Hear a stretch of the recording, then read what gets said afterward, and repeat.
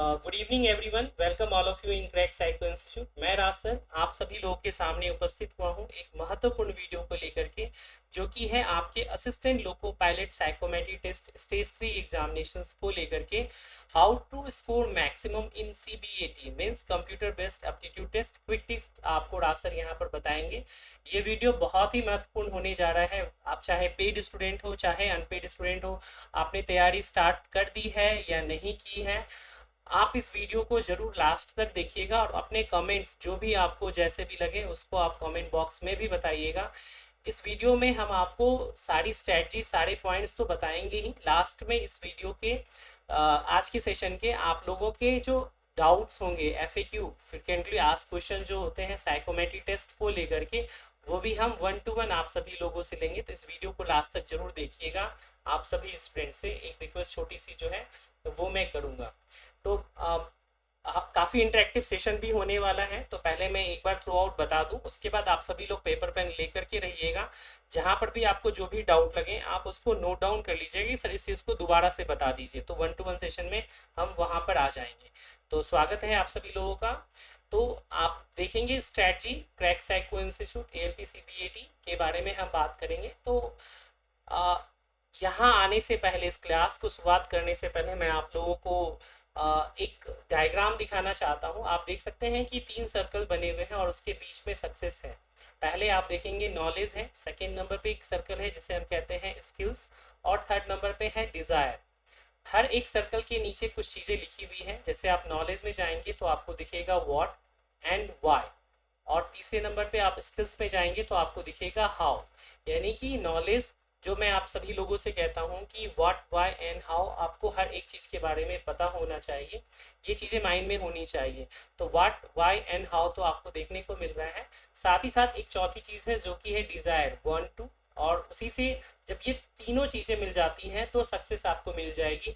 चाहे आप जिस भी फील्ड में जाना चाहते हैं, आपका जो भी साइकोमेट्री टेस्ट का एग्ज़ाम हो, वहाँ पर कोई भी ऐसा नहीं होगा जो कि आप लोगों को रोक सके।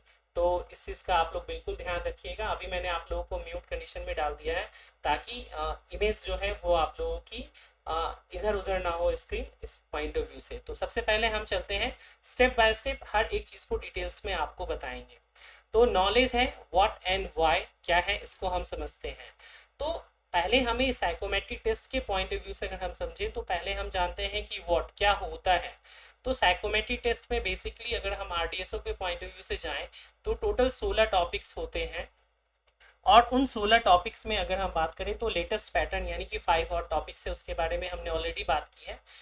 बट क्या वजह है कि इस वाट पे भी क्वेश्चन मार्क लग जाता है, यानी कि क्या चैलेंजेस आते हैं।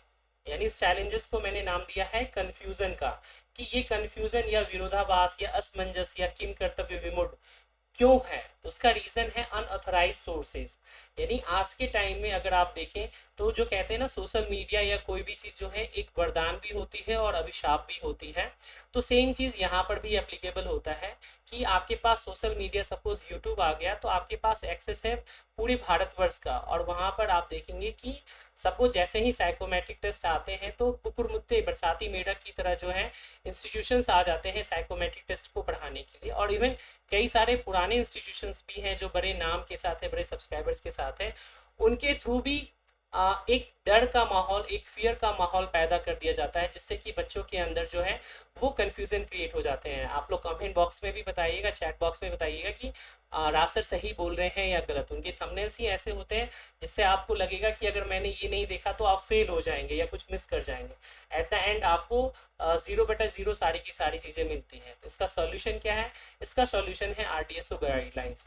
तो जैसे मैं आपको बताऊं कि जो RDSO के द्वारा लेटेस्ट सिलेबस के बारे में बात की जाती है, कंप्लीट सिलेबस, तो आप RDSO की वेबसाइट पे जाएंगे या इवन आप अपने नोटिफिकेशन में भी जाएंगे तो वहाँ पर टोटल आपको बताया गया है कि आप RDSO की वेबसाइट में कैंडिडेट्स कॉर्नर में जाएंगे तो ALP का CBAT 2 तरह के वहाँ पे एग्ज़ाम होंगे। एक होगा OMR बेस्ड ऑफलाइन, और दूसरा होगा CBAT यानी कि कंप्यूटर बेस्ड एप्टीट्यूड टेस्ट। तो वहाँ पे टोटल 16 टॉपिक्स के बारे में चर्चा की गई है। मेमोरी टेस्ट के 5, फॉलोइंग डायरेक्शन के 2, डेप्थ परसेप्शन के 2, पावर ऑफ ऑब्जर्वेशन के 4 और परसेप्चुअल स्पीड के 3। इवन मेमोरी टेस्ट में 5 टाइप, फॉलोइंग डायरेक्शन में 2 है।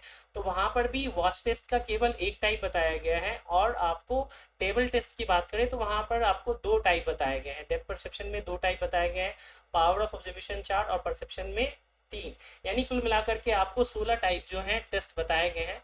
उसमें से जो सबसे लेटेस्ट या हॉट टॉपिक है उसके अंतर्गत मेमोरी में ट्रैक मेमोरी, फॉलोइंग डायरेक्शन में वॉच टेस्ट, डेप्थ परसेप्शन में brick test, power of observation में पिक्चर प्लेसमेंट और परसेप्चुअल स्क्रीन में ऑक्टागोनल टेस्ट। और यहाँ पे उसकी क्वेश्चन नंबर सेट्स कितने पैटर्न में आते हैं सेक्शंस में, और उसके टाइम्स जो है वो भी दिए गए हैं।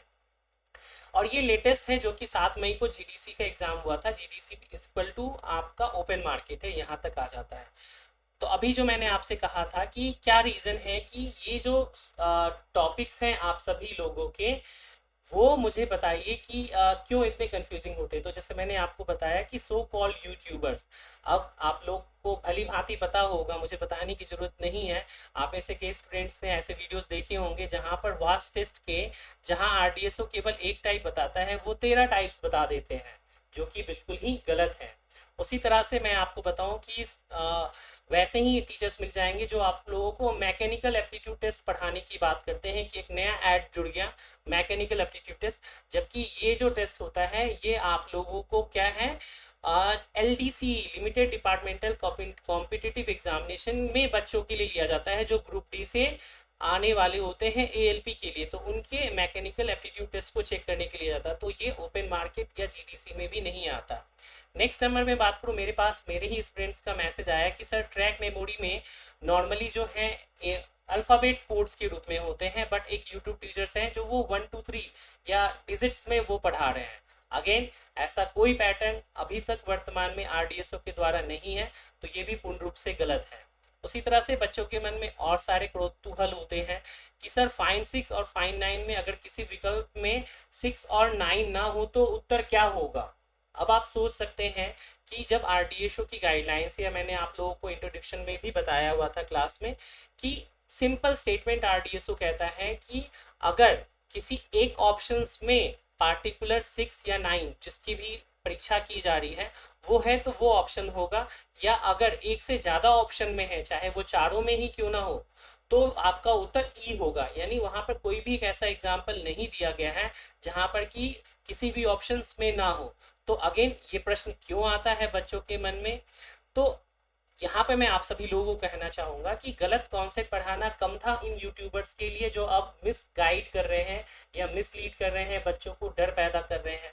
तो ये एक सोचने वाली बात है, और इस पे आप लोग भी अपना कमेंट्स करेंगे। नेक्स्ट हम आते हैं, जो आप में से कई बच्चों को नहीं आइडिया होगा कि साइकोमेट्रिक टेस्ट के बारे में हम नॉलेज में जो हमने वाट पढ़ा, अब हम वाई पे आते हैं। वाई के अंतर्गत 2 टेबल है। पहला पॉइंट है हमारा कि वाई साइको टेस्ट। तो आप सभी लोगों को मैंने इंट्रोडक्शन क्लास में भी बताया था कि आपका जो साइकोमेट्रिक टेस्ट का रिजल्ट आता है ना, वो 2 कैटेगरी में आता है। एक आता है सूटेबल और दूसरा आता है नॉट सूटेबल। और ये जो साइकोमेट्रिक टेस्ट होता है वो चेक किया जाता है सूटेबिलिटी, यानी कि आपकी योग्य है या नहीं, according to the job profile. Assistant loco pilot का अगर आपका एग्जाम है तो वहाँ अलग तरह की टेस्ट बैटरीज डिज़ाइन है। उसी तरह से कहीं और होगा तो वहाँ पर अलग टेस्ट, स्टेशन मास्टर में अलग तरह के जॉब प्रोफाइल के अकॉर्डिंग अलग तरह के टेस्ट होते हैं। और साइकोमेट्रिक टेस्ट में आपको ईच 5 टेस्ट में आपको अलग अलग एट्रीब्यूट्स कैंडिडेट्स के चेक किए जाते हैं जस्ट फॉर मेमोरी। तो कैंडिडेट्स की मेमोरी पावर अच्छी है या नहीं, अंडरस्टैंडिंग यानी कि किसी भी चीज़ को समझने की क्षमता है या नहीं, जिसको हम फॉलोइंग डायरेक्शन टेस्ट के नाम से जानते हैं। तीसरा, किसी भी चीज़ को गहराई से अलग अलग आयामों से आप समझ पाते हैं या नहीं, उस चीज़ को भी आपको देखा जाता है। नेक्स्ट होता है ऑब्जर्वेशन, और 5वें नंबर पे होता है स्पीड। ऑब्जर्वेशन यानी कि आप किसी चीज़ को ऑब्जर्व करके डिफ्रेंशिएट कर पा रहे हैं या नहीं। और जो 5वां टेस्ट है वो होता है स्पीड, यानी किसी भी चीज़ को आप क्विक कर पाते हैं या नहीं। आप में से कई स्टूडेंट होंगे जो Uttar Pradesh metro rail corporation या अलग मेट्रो के एग्जाम की प्रिपरेशन किए होंगे, वहाँ पर स्पीड को चेक करने के लिए रिएक्शन टाइम टेस्ट होता है। कमेंट बॉक्स में बताइएगा यस या नो, क्योंकि रिएक्शन टाइम के थ्रू आप देखा जाता है कि आप कितनी क्विक कामों को कर पाते हैं, साथ ही साथ एक्यूरेसी भी वहाँ पर रोल प्ले करता है। तो यहाँ ये जानने की जरूरत है कि जो चौथा पॉइंट है, उम्मीदवार यानी आप सभी कैंडिडेट्स को प्रत्येक टेस्ट परीक्षा बैटरी में क्वालिफाई करना होगा, टी स्कोर 42 करना आवश्यक है।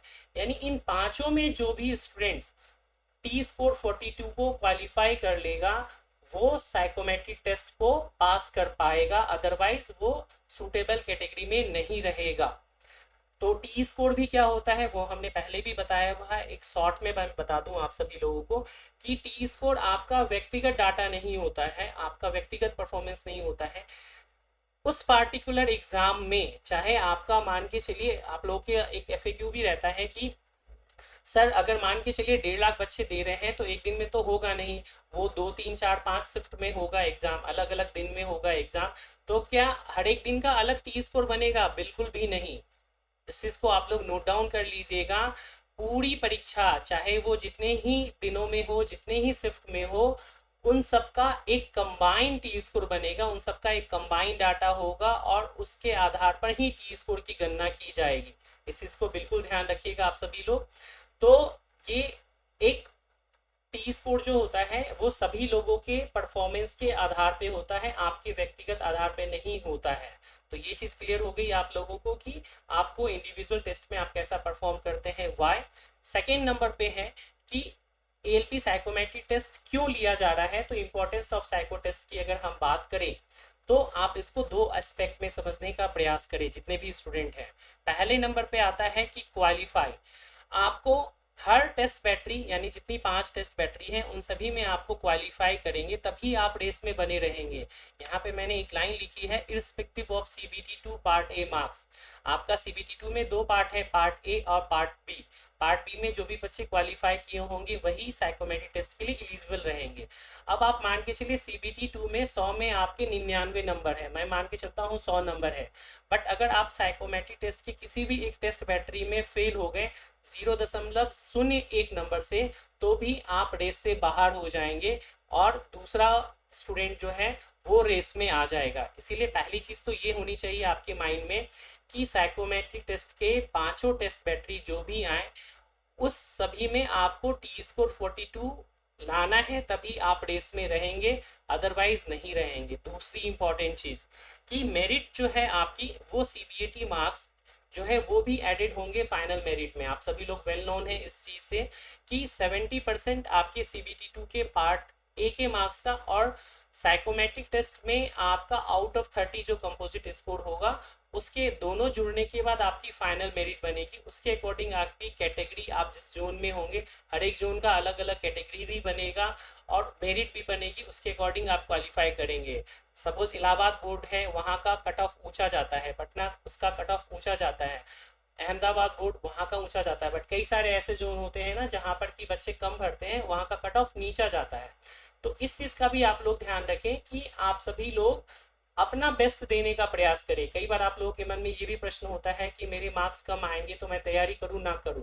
तो ये बहुत महत्वपूर्ण होता है कि ना केवल आप क्वालिफाई करें साइकोमेट्रिक टेस्ट में, बल्कि सीबीएटी में अधिकतम अंक भी प्राप्त करें, जिसके लिए आज का सेशन स्पेशली रखा गया है कि अधिकतम अंक आप कैसे प्राप्त कर सकते हैं उसके बारे में मैं आप लोगों को बताऊंगा, dos and don'ts and strategy, सारी की सारी चीज़ें।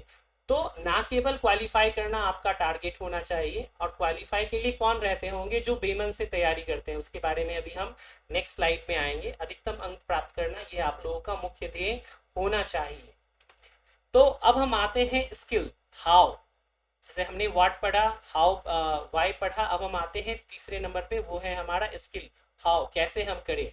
तो मैक्सिमम मार्क्स आउट ऑफ 30 हम कैसे ला सकते हैं। तो सबसे पहली चीज़ तो ये है कि जो आपके दिमाग में रबिश यानी कि कचरा भरा हुआ है या अनवांटेड चीज़ें भरी हुई है, इररिलेवेंट चीज़ें भरी हुई है, उसको आप साइडलाइन कीजिए। आपको ऑथेंटिक सोर्सेज पे ध्यान देना होगा, और वो क्या है आप लोगों के सामने आरडीएसओ की गाइडलाइंस, आरडीएसओ की गाइडलाइंस जो भी बोले आपको वो फॉलो करना है। अगेन मैं बोलूँ, कैंडिडेट्स कॉर्नर आरडीएसओ की वेबसाइट पे जाएंगे, वहाँ पर लेटेस्ट गाइडलाइंस मिल जाएगी, उसके अकॉर्डिंग आपको फॉलो करना है। एटलीस्ट एग्जाम जब तक कुछ नया नहीं आता है या एग्जाम में कुछ नए चेंजेस नहीं आते हैं, तो आप लोगों का पहला काम यही है कि आरडीएसओ की गाइडलाइंस को फॉलो करें। अगर आप इसको फॉलो करेंगे तो आप व्हाट और वाई, जो ये दो क्वेश्चंस थे आपका, ये यहीं पे सॉर्ट आउट हो जाएगा। सेकेंड नंबर पे आता है कि गाइडेंस, राइट। कैसे आप 30 आउट ऑफ 30 कितने मैक्सिमम मार्क्स ला सकते हैं, उसके लिए गाइडेंस यानी कि मार्गदर्शन का बहुत बड़ा रोल प्ले होता है, क्योंकि आप देखते हैं कि अनऑथेंटिक सोर्सेज बहुत ज़्यादा हैं, तो आपको ऑथेंटिक के लिए जाना चाहिए। तो गाइडेंस ऐसा आप सभी लोगों को चाहिए जो आपको डराए नहीं बल्कि आपकी ग्रोथ में मदद करे। डेफिनेटली अगर मैं आपको अपनी हम टैगलाइन की बात करें तो आप देख सकते हैं लोगों में नीचे लिखा हुआ है, give your best and take your best. यानी कि आपको ही अपना बेस्ट देना पड़ेगा, तभी आप मुझसे या किसी और मेंटोर से आप अपना बेस्ट ले सकते हैं। तो आपको वैसी जगह से नहीं तैयारी करनी चाहिए जो आपको डराए, जो आपको विश्वास दिलाए कि हाँ आप कर सकते हैं। आप भले ही बिलो क्यों ना आ रहे हो, आपका परफॉर्मेंस अभी की डेट में क्यों ना वीक आ रहा हो, बट आपके अंदर सेल्फ कॉन्फिडेंस बढ़ाए, ऐसी बात होनी चाहिए जो आपकी ग्रोथ में मदद करे। और वो भी कैसे होंगे, वो भी स्टेप बाय स्टेप होगा, एक दिन में कोई भी ग्रोथ नहीं हो सकती। थर्ड नंबर पे आता है कि आप कैसे आउट ऑफ 30 मैक्सिमम मार्क्स ला सकते हैं, वो होता है प्रैक्टिस। तो जैसा मैंने बोला है, practice makes a man perfect, womens are always perfect. तो परफेक्ट आपको बनने के लिए प्रैक्टिस करनी पड़ेगी, और यहीं से आपका डिज़ायर स्टार्ट हो जाता है। सपोज आपको आरडीएसओ ने बता दिया कि क्या है और क्यों है और कैसे करना है, वो आपको राज सर ने या किसी और ने भी बता दिया, बट जब तक आपके अंदर खुद में आग नहीं लगेगी कि हाँ मुझे करना है, वो डेडिकेशन, वो विल पावर, वो ऑप्टिमिस्टिज्म, वो सारी चीज़ें नहीं आएगी, तो आपको भगवान भी चाहे तो भी आपसे कुछ नहीं करा सकता। यानी वो चीज़ आपके अंदर खुद से आनी चाहिए। इसीलिए बहुत ज़रूरी है कि अपने टाइम और एफर्ट का समझदारी से उपयोग करें। Be wise, right. जब भी आप किसी चीज़ का निर्णय ले रहे हैं, कुछ भी कर रहे हैं, तो आप अपने टाइम को देखिए और एफर्ट को देखिए, क्योंकि टाइम लिमिटेड है। अभी एग्ज़ाम का डेट नहीं आया है, बट फिर भी आपके पास टाइम लिमिटेड है। तो जो 5 हॉट टॉपिक्स हैं, आप उसकी तैयारी ऐसी कर लीजिए कि विद 100% एक्यूरेसी 100% अटेम्प्ट करने की स्थिति में हो आप, तो आपका एफर्ट जो है वो यूजफुल कहलाएगा। उसके बाद धीरे धीरे बाकी के जो रिमेनिंग टॉपिक्स हैं आप उसको भी कीजिए। बैलेंस्ड बनाना बहुत ज़रूरी है। तो इसी कड़ी में हम आगे की ओर बढ़े तो आप देखेंगे कि डिज़ायर, जो मैंने बोला आप लोगों की 1 2, क्या है वो डिज़ायर, आप सभी लोग समझिए कि आप सबसे पहले खुद से प्रश्न पूछिए, आस्क फ्रॉम योर सेल्फ, कि क्या आप एएलपी बनना चाहते हैं, want to be an ALP. जैसे आप में से कई बच्चे होते हैं, बॉयज़ हो या गर्ल्स हो, आपने फॉर्म तो भर दिया, किसी की देखा देखी या कहीं जॉब नहीं मिल रहा है तो चलो हम भर लेते हैं, बट अगेन आपके मन में ये प्रश्न बना रहता है कि मैं दूं एग्ज़ाम ना दूं, जॉब प्रोफाइल कैसा है, नहीं है। तो ये क्वेश्चन मार्क तो फॉर्म भरने से पहले होना चाहिए था। अगर आपने फॉर्म भर दिया है तो ज्वाइन करना ना करना वो आपके ऊपर है। तो अगर आपको लगता है कि चलो मैं एक एक्सपीरियंस ही क्यों ना गेन करूं, तो एएलपी का आप एग्ज़ाम देते हैं, क्योंकि कोई भी चीज़ अगर आपने एक्सपीरियंस गेन की है तो वो आपको लाइफ में हमेशा काम देती ही देती है। इस इसको बिल्कुल ध्यान रखेंगे, और आपका मोरल भी बहुत ज़्यादा बूस्टअप होता है। तो आप पहले ये इंश्योर कीजिए कि आप एएलपी बनना चाहते हैं। सेकेंड नंबर पे आता है want to follow instructions of RDSO और मेंटोर। सपोज अगर आप मेरे स्टूडेंट हैं या भविष्य में बनते हैं, तो क्या हम जो आपको इंस्ट्रक्शंस देते हैं आप उसको स्ट्रिक्टली फॉलो करते हैं या नहीं करते हैं। क्योंकि अगर मैं आपको लाख बता दूं ऐसे ऐसे ऐसे, फिर भी मैं ग्रुप में मैसेज देखता हूं कि ऐसे क्वेश्चंस होते हैं जो बिल्कुल भी नहीं होने चाहिए। अच्छे क्वेश्चंस आने चाहिए, बट इंस्ट्रक्शंस में हमने बता दिया कि ये चीज़ें नहीं होती हैं, फिर भी अलग अलग बच्चे अलग अलग टाइम पे वैसे क्वेश्चंस पूछते रहते हैं। इससे बेसिकली आप अपना भी समय जाया कर रहे हैं, ग्रुप्स के भी मेंबर्स का जाया कर रहे हैं, और हमारा भी कर रहे हैं। तो इस चीज़ को बहुत ध्यान रखिए कि आप अपने टाइम एंड एफर्ट को वाइजली यूज़ करें। नेक्स्ट है कि आस्क फ्रॉम योर सेल्फ कि want to give your best, यानी आप अपना बेस्ट देना चाहते हैं या नहीं देना चाहते। यहाँ पर वो वाली बात आ जाती है कि आप तैयारी अच्छे से करना चाहते हैं या बेमन से करना चाहते हैं। यानी कि आपके मार्क्स सीबीटी 2 में कम है और सोच रहे हैं कि चलो फॉर्म भरा है तो दे दें, तो आधे अधूरे मन से तैयारी का कोई मतलब नहीं है। इससे बेहतर होगा कि या तो आप ना करें, और अगर आप करना ही चाहते हैं तो आप अपना बेस्ट दीजिए, 100% दीजिए। डेफिनेटली आप लोगों के मार्क में अभी कई सारे एग्जाम होंगे, तो आप बैलेंस्ड कीजिए चीज़ों को, राइट। प्रायोरिटी डिसाइड कीजिए, बैलेंस्ड कीजिए, और एग्ज़ाम का डेट आए तो उसके 15 दिन पहले है। सपोज अगर आप जॉब करते हैं तो एटलीस्ट 10 से 15 दिन पहले आपको लीव लेकर के, जैसे भी हो पॉसिबल हो, आपको क्या करना चाहिए, 100% डेडिकेशन के साथ आपको अपनी तैयारी पे, परफॉर्मेंस पे बेस्ट देना चाहिए। तो डिज़ायर वांट्स टू के लिए मैंने एक बहुत फेमस कोट जो है वो लिया है, dream comes true when desire transform into concrete action. यानी कि आपने कोई भी सपना देखा तो वो डिजायर तब आपका ट्रांसफॉर्म होगा जब आप एक कंक्रीट एक्शन लेंगे। यानी जब तक आप एक्शन ही नहीं लेंगे तब तक कोई भी चीज़ संभव ही नहीं है। एक पत्ता भी इधर से उधर नहीं खड़कता है जब तक कि कोई एक्शन यानी हवा ना उस पर दबाव बनाए, राइट। तो इस चीज़ को बिल्कुल ध्यान रखें कि आप लोग अपने मन के अंदर ये प्रश्न को जरूर रखें। नेक्स्ट हम आते हैं कि ये बहुत ही इंटरेस्टिंग है और ये स्पेशली मुझे पूरा दिन लग गया ये पूरी की पूरी स्लाइड्स को बनाने में कि जो मेरे थाउट्स हैं मैं उसे आप लोगों तक कैसे एक्सप्रेस कर पाऊँ। तो जो वर्ड्स भी होते हैं, इमेजेस भी होते हैं, अगर दोनों मिल जाए तो बहुत अच्छे से कनेक्ट कर पाते हैं। अगर आप कनेक्ट कर पाएंगे तो कमेंट्स में भी ज़रूर आप लोग बताइएगा। आप अपने स्क्रीन पे देख पा रहे हैं कि सनलाइट आ रही है, एनर्जी विदाउट गाइडेंस। अभी चीज़ें क्लियर नहीं होगी, अगली स्लाइड में क्लियर होगी। अगर आपके पास गाइडेंस नहीं है तो आपके पास कंफ्यूजन ही कंफ्यूजन है, राइट। उसके साथ ही साथ अगर आपके पास गाइडेंस नहीं है तो क्या आपके पास शिकार हो सकते हैं, आप ओवर कॉन्फिडेंस का शिकार हो सकते हैं। सपोज मान के चलो कि आप लोगों को मालूम है, मैं नाम नहीं लूंगा, एक बहुत बड़ा प्लेटफॉर्म है जहाँ पर कि टेस्ट आप सभी लोग देते हैं और बहुत कम में देते हैं, बट उनके पास कोई एक्सपीरियंस नहीं है किसी चीज़ का, बुक से टेस्ट बनाया और आप लोगों को दे दिया।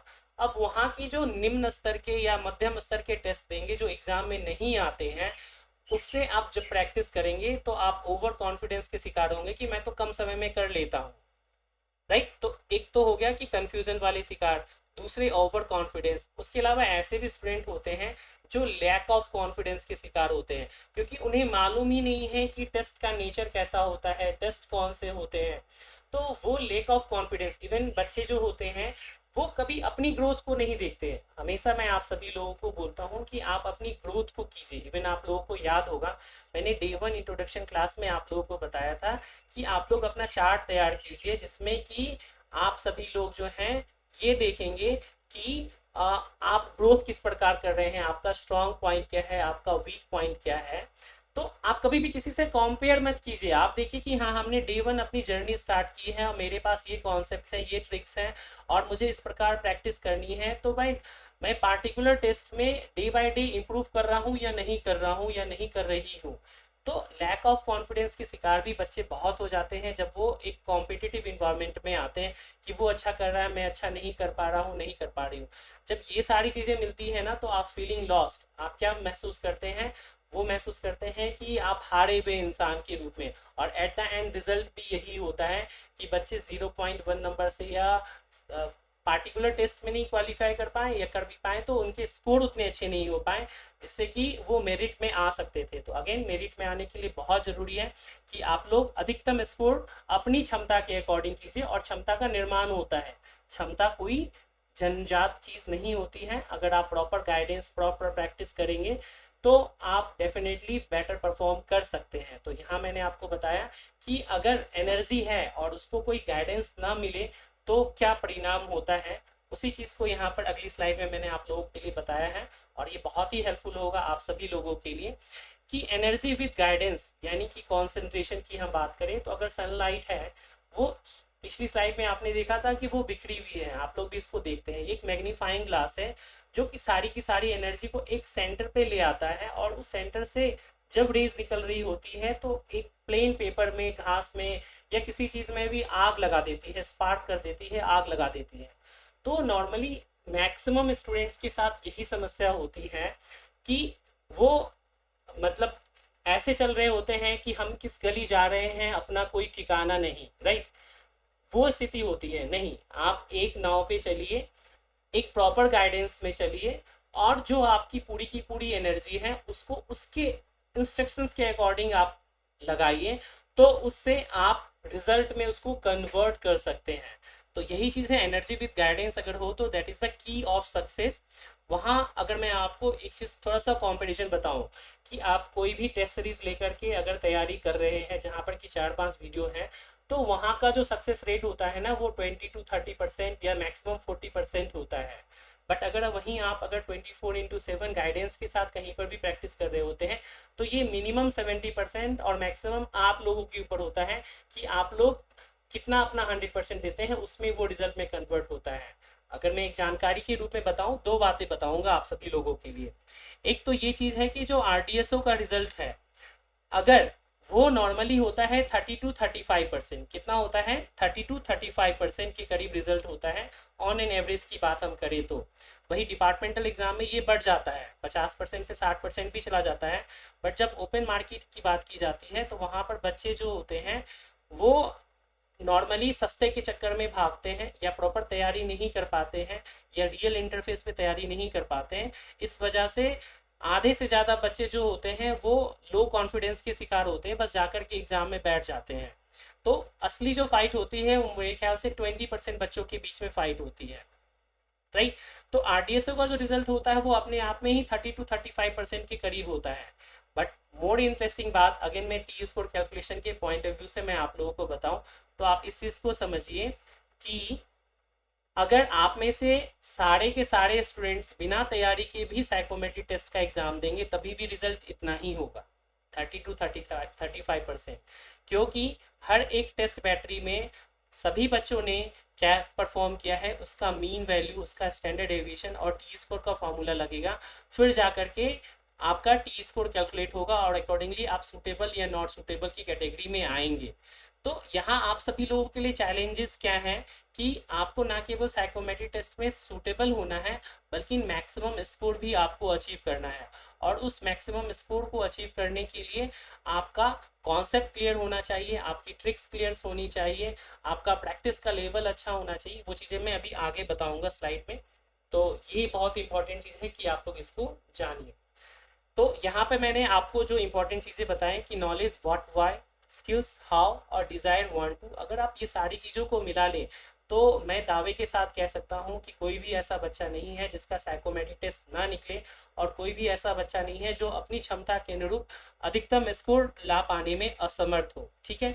बट इसी में कई और सारी चीज़ें होती हैं जो फैक्टर्स काम करते हैं, तो वो सेशन अब यहाँ से आपका स्टार्ट होता है।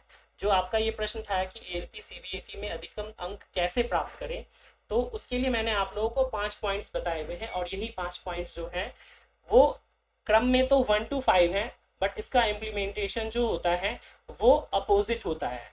बहुत ही इंटरेस्टिंग है। मैंने आप लोगों को लिखा है नंबर 1 पे अटेम्प्ट।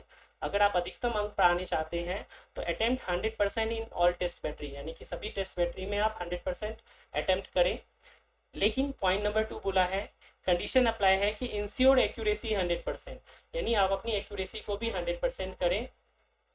नेक्स्ट तीसरे नंबर पे है कि फॉलो कॉन्सेप्ट एंड ट्रिक्स, यानी कि आप जो भी कॉन्सेप्ट एंड ट्रिक्स बताए जाते हैं, स्पेशली अगर मैं आपको अपनी क्लास की बात बताऊं, उसको आप स्ट्रिक्टली फॉलो कीजिए। साथ ही साथ strictly follow the instructions of RDSO and रासर। ये चीज़ें मैंने पहले भी बताई है, यहाँ पर मैं आपको दोहरा रहा हूँ कि आपको स्ट्रिक्टली फॉलो करना पड़ेगा आरडीएसओ को। आपको भटकना नहीं है इधर उधर की कहाँ पर क्या पढ़ा रहा है, कहाँ पर क्या पढ़ा रहा है।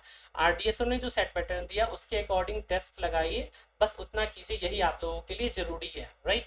तो आरडीएसओ और जो आपके मेंटर, सपोज अगर मुझसे आप पढ़ रहे हैं या पढ़ें, तो आपके लिए वो इंपॉर्टेंट हो जाता है। 5वें नंबर पे है practice according to the nature of the test battery. ये बहुत इंपॉर्टेंट आप लोगों के लिए होने जा रहा है। जितने भी न्यू स्टूडेंट है, ओल्ड स्टूडेंट है, अनपेड स्टूडेंट है, सभी लोग इसको ध्यान से देखिएगा। पॉइंट नंबर 5 में क्या बता रहा हूँ, practice according to the nature of test battery. आप में से मैक्सिमम बच्चे क्या करते हैं, केवल टेस्ट लगाए जा रहे हैं, लगाए जा रहे हैं, लगाए जा रहे हैं, बट आपको उसका वही नहीं मालूम है कि बेसिक इसका पर्पस क्या है और क्या चीज़ें हैं। तो उसके लिए मैं आप सभी लोगों को बताऊं कि आप इस स्लाइड्स को देखिए, तो इससे आपको बहुत ज़्यादा क्लैरिटी मिलेगी। आप सभी के जो भी FAQ क्वेश्चन हैं वो चैट बॉक्स में आ रहे हैं, आप इसको पेपर पेन पर लिखिए। मैं एट द एंड आपके क्वेश्चंस के आंसर्स 1 by 1 करूँगा, ओके। तो nature of test battery, time versus question, मैंने पहले बताया है। जो पेड स्टूडेंट है दोबारा से इसको गांठ बांध दीजिए। बेसिकली जो 5 तरह के टेस्ट है ना, वो 2 पार्ट में है। एक है कॉन्सेप्ट बेस्ड और दूसरा है प्रैक्टिस बेस्ड। अब ये आरडीएसओ ने नहीं किया है, ये जो मेरा अपना 16 सालों का अनुभव है उसके आधार पे जो आपके टेस्ट बैटरीज है उसको मैंने पार्टीशन डिवाइड किया है कि कॉन्सेप्ट बेस्ड है और प्रैक्टिस बेस्ड है। सपोज मेमोरी टेस्ट है, फॉलोइंग डायरेक्शन है, डेप्थ परसेप्शन है। तो मेमोरी टेस्ट में आप फॉलोइंग डायरेक्शन में और डेप्थ परसेप्शन में, यहाँ पर आप देखें तो मैंने एक सीशॉ बनाया हुआ है जिसमें कि हम ऊपर नीचे करते हैं। तो यहाँ पलड़ा किसका भारी है, जो टाइम एंड क्वेश्चन के अकॉर्डिंग है। आप लोग इसको बहुत गहराई से समझिएगा। आप देखेंगे जो कॉन्सेप्ट बेस्ड है वहाँ पर बताया गया है कि टाइम का पलड़ा भारी है, क्वेश्चन का हल्का है। आप सभी को मालूम है कि मेमोरी टेस्ट में 12 मिनट में आपको मिनिमम 24 क्वेश्चन करने होते हैं अगर हम ट्रैक मेमोरी की बात करें, और वहीं अगर हम फिगर डिजिट मेमोरी की बात करेंगे तो 42 क्वेश्चन। तो हम मिनिमम को लेकर के चलते हैं कि 12 मिनट में आपको 24 क्वेश्चन करने हैं, राइट। 12 मिनट में 24 क्वेश्चन आपको करने हैं, आपको टाइम मिलता है। उसी तरह से फॉलोइंग डायरेक्शन में देखेंगे तो 10 मिनट में केवल 20 क्वेश्चन करने हैं। वहीं अगर हम टेबल टेस्ट की बात करेंगे तो वो 10 मिनट में केवल 10 क्वेश्चन करने हैं। आप समझिए, मेमोरी टेस्ट फॉलोइंग डायरेक्शन, यानी समय ज़्यादा है, नंबर ऑफ क्वेश्चन कम है। यानी यहाँ पर आपको गहरी समझ की ज़रूरत है, और जहाँ पर आपको गहरी समझ की ज़रूरत की आवश्यकता है वहाँ आपके कॉन्सेप्ट्स क्लियर होने चाहिए, और वहीं पर आपको कॉन्सेप्ट के साथ ट्रिक्स मिल जाए तो आप 100% एक्यूरेसी भी कर सकते हैं और 100% अटैम्प्ट भी डेफिनेटली कर सकते हैं। आप में से अधिकांश बच्चे जो हैं अभी मेमोरी टेस्ट में 100% एक्यूरेसी एंड 100% अटैम्प्ट कर रहे हैं। फॉलोइंग डायरेक्शन में भी सेम स्थिति है। अगर आप RDSO बेस्ड क्वेश्चंस को मेरे कॉन्सेप्ट के अकॉर्डिंग करेंगे तो डेफिनेटली आएगा।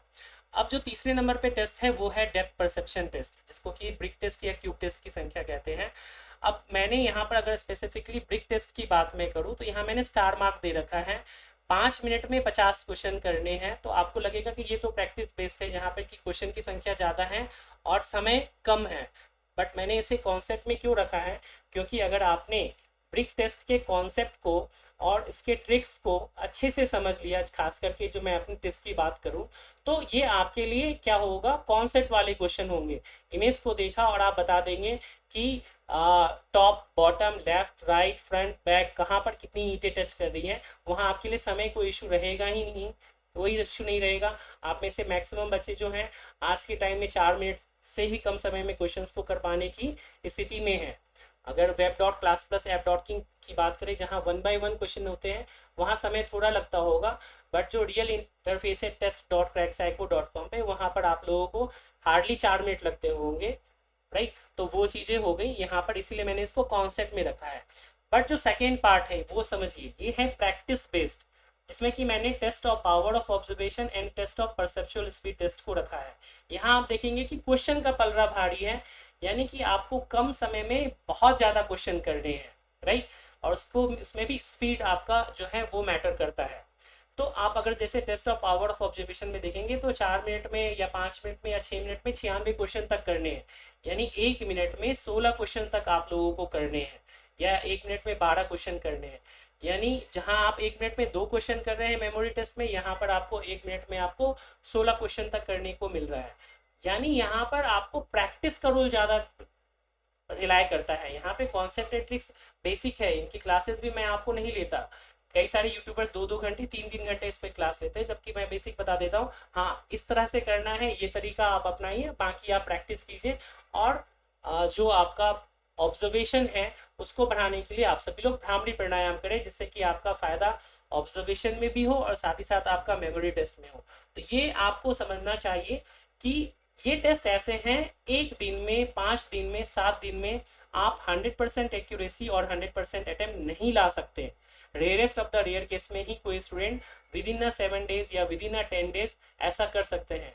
अगर आप प्रैक्टिस बेस्ड टेस्ट यानी पावर ऑफ ऑब्जर्वेशन और परसेप्शन स्पीड की तैयारी करना चाहते हैं तो आप इसके लिए 10 to 15 डेज का टारगेट लेकर के चलिए और एक्यूरेसी को डे 1 से इंश्योर करते हुए आगे बढ़िए, तभी आप सभी लोगों के लिए ये हेल्पफुल होगा। अदरवाइज परेशान होते रहेंगे, डीमोटिवेट होते रहेंगे, जो कि बिल्कुल ही गलत अप्रोच होगा। इसीलिए यहाँ पर अप्रोच जो है वो बहुत ही की रोल प्ले करता है। नेक्स्ट में हम आते हैं कि क्या आप सभी लोगों के मन में प्रश्न आ रहा होगा कि सर पूरे क्वेश्चन तो बनते नहीं है, एक्यूरेसी मेंटेन रहती नहीं है। तो जो आपने बताया कि मैक्सिमम हम सीबीएट स्कोर आउट ऑफ 30 लाने के लिए हमें 100% अटेम्प्ट और 100% एक्यूरेसी चाहिए, तो क्या ये संभव है? तो डेफिनेटली ये संभव है। अगर आप मेरी बात को मानेंगे और उस स्ट्रेटजी को फॉलो करेंगे तो डेफिनेटली संभव है। उसके लिए आपको स्ट्रेटजी वही रखनी है, कॉन्सेप्ट्स, ट्रिक्स एंड प्रैक्टिस। अब यहाँ पर नीचे मैंने एक लाइन लिखी है, slow and steady wins the race. यानी कि अगर आप धीमे चल रहे हैं और एक रूपता के साथ चल रहे हैं, यानी कंसिस्टेंसी के साथ चल रहे हैं, तो आपको रेस को जीतने से कोई नहीं रोक सकता।